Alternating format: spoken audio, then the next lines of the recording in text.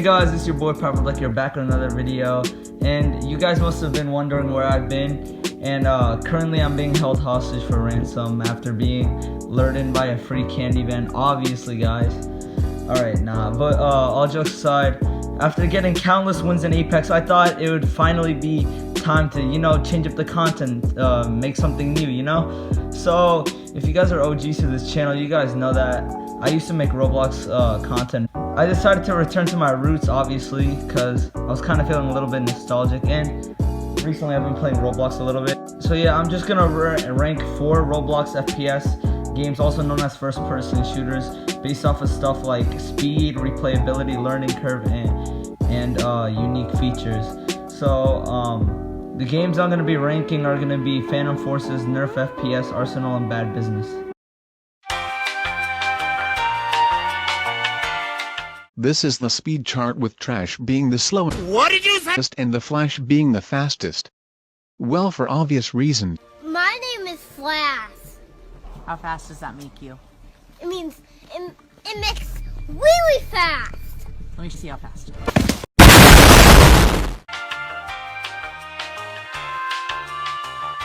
Being a carbon copy of the original TF2, well, at least what I assume, not to be confused with the holy Titanfall 2, the holy nut-busting Titanfall 2.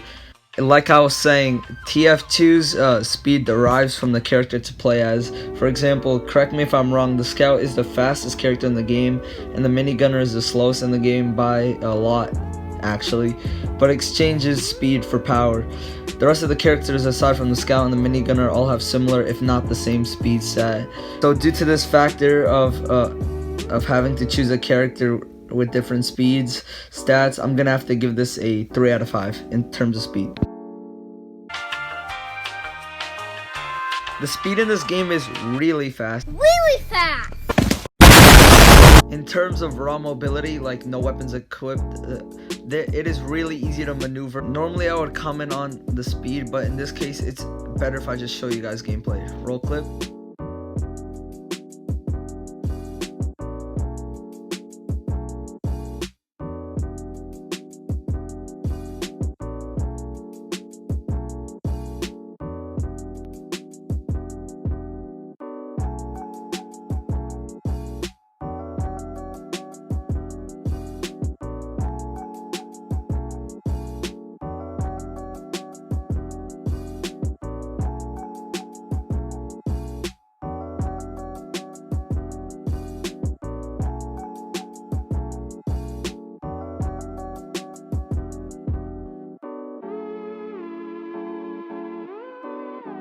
Alright, but normally, alright, who am I kidding?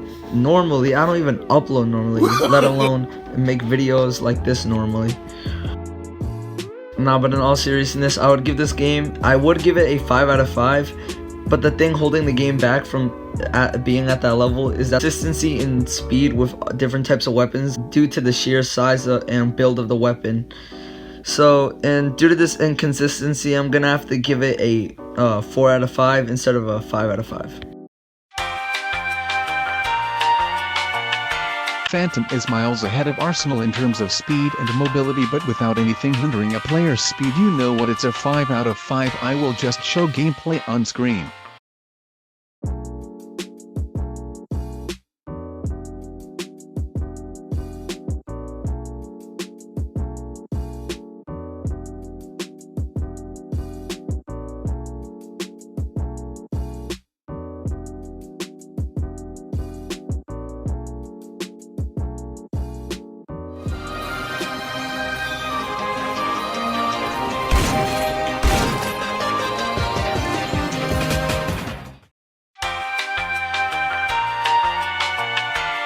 Is in a sweet spot of being between Arsenal and Phantom due to the game having slower mobility than Phantom but faster than Arsenal.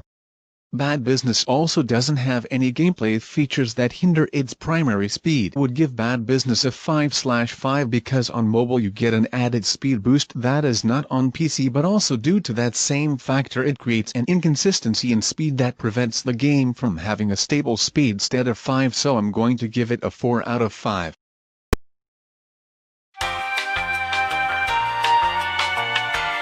Nerf FPS offers a decent amount of movement speed, but due to giant map sizes, which often varies, you have to travel further to interact with enemies, and character mobility is very scarce, especially when shooting, so I'm going to have to give the game a 3 out of 5.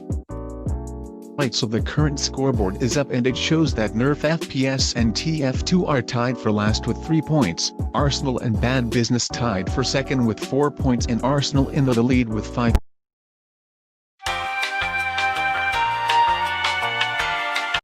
This video replayability would signifies what factors would keep you in the game and what factors will attract you back to the game after playing it, but also what factors could prevent you from returning back to the game.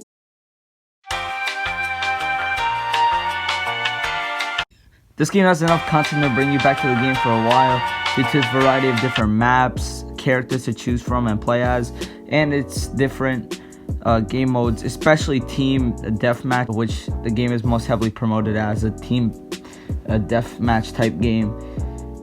Even though that does sound like it's a lot, in the long term the content presented isn't enough to satisfy you, and is made further worse by how little the game gets updated. Alright, as of this recording, I kind of messed up. The game did get updated recently, but before that, the last update was a couple months ago. So, and when I wrote and recorded my original segment, the game still hadn't been updated for a couple of months. So, yeah, just pointing that out there. Has loads, and I mean loads of content. I mean, if you want to convert the amount of content that Arsenal has to food, you can literally feed the whole planet. Oh wait, Africa exists. In all seriousness, this game has lots of different maps, game modes, and weapons you can choose from. You can even grind up for the cosmetics without it feeling like a burden to grind, and it gives you a more enjoyable experience. In addition to having lots of content, the devs constantly update the game and add new events which bring new permanent guns, game modes, and skins. Arsenal also allows the player to have fun while not stressing the player out like some other games. But all in all, I'm gonna give this game a 5 out of 5.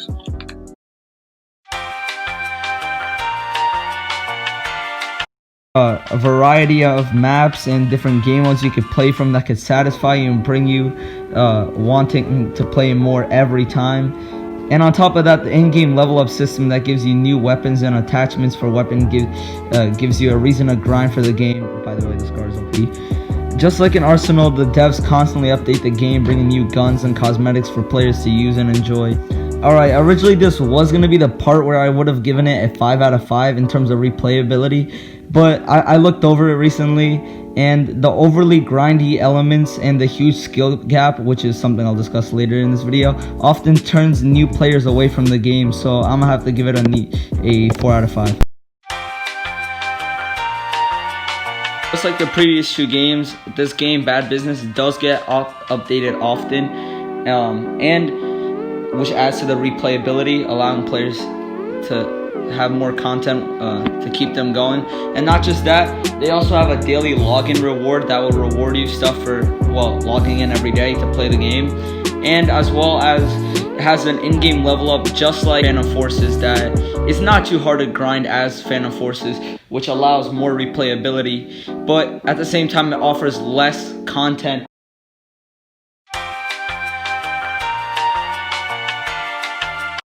PS has a variety of different maps and weapons that you could earn through playing the game, and the high level you are, the better the weapons you can obtain. Although the game doesn't get updated as frequently as other games on this list, the game does have a PvE Zombies mode that you can play where you fight hordes of zombies with 1 to 2 other players, and you earn money as you kill zombies in order to get better weapons. I would give it a 4/5, but the lack of updates compared to other FPS games hinders its score, so it's a 3/5.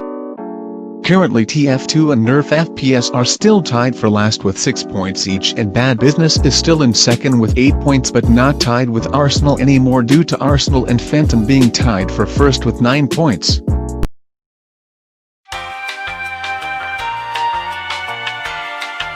As this graph shows, it has switched from the out of 5 scale to the out of 3 is presented on screen with the tiers ranging from bad, which is 1 point, meh, which is 2 points, and great, which is 3 points.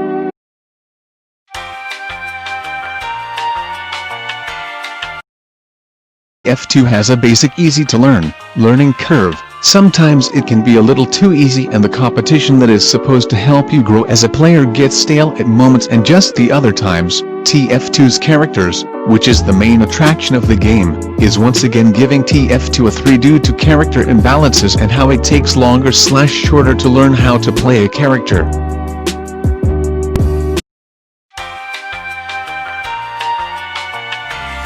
Arsenal has an easy-to-learn learning curve like TF2, but there are people there to challenge/push to become better at the game. A downside of Arsenal that affects its learning curve is that some guns are too broken, and when broken guns are used often the player using the gun doesn't learn or grow at all.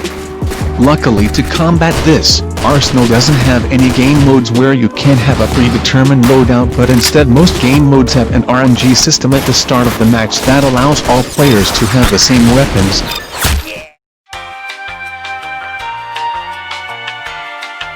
Forces is a really hard game to learn due to the amount of good players that flood the servers every day, but gameplay-wise the game does take a little too much time or effort to learn the basics, but after that it is a smooth ride. Alright, back to the good players. The good players that you are going to be constantly going up against could be overwhelming at times, but if you take time to learn how someone outsmarted/outplayed you, it could decrease the stress of having to learn how to play the game, so I'm going to give it a 2.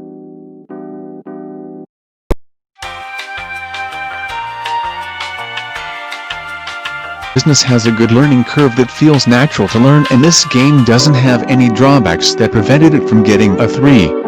There isn't much to say since it's simple and easy to learn, so it gets a 3.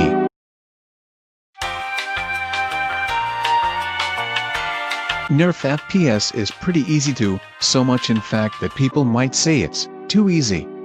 As much as I don't want to be harsh, I do have to be honest in this review and say, because the data doesn't lie, Nerf FPS has a lot of players that are bots, because the competition you are pitted against pose no real challenge to you, which means you won't learn from get beaten, considering well that it's too easy, so it gets 1 point.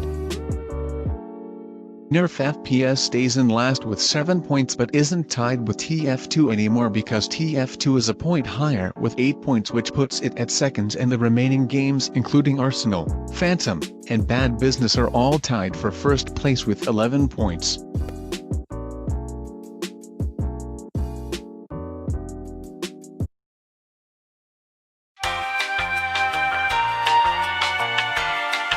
Team Fortress 2 has only the variety of characters to play from as a defining unique feature, but I am going to give it pity points and count lag, because LMAO the game is full of lag, so it gets 2 points.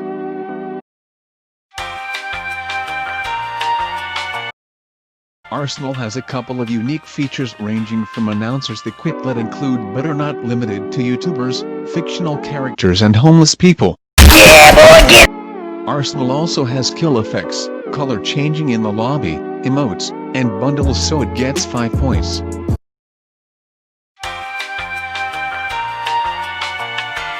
Phantom has 2 unique features, includes name tags that allow you to write a description of yourself which no cares about, and the second feature is pity points, but it is a sense of realism that the other games don't have. Like, yes, you can obviously tell the game is in Roblox, but it has a more realistic environment than the other games, so it gets 2 points.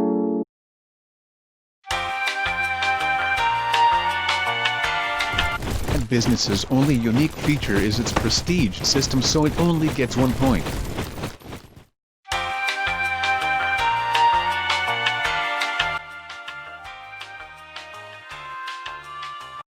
PS only has its zombies mode as a unique feature, so it gets 1 point. So the final scoreboard shows that Nerf FPS stays at last place with 8 points, TF2 at 4th place with 10 points, Bad Business at 3rd with 12 points, and Phantom at 2nd with 13, and finally Arsenal topples over the rest at 1st with 16 points. Even though I ranked these games, This doesn't mean you shouldn't check out these games, because in reality they are all really good games and deserve the attention of more people. That is all I have to say, so stay safe, and stay tuned for more uploads this month. Like if you enjoyed, and subscribe or this will have to you.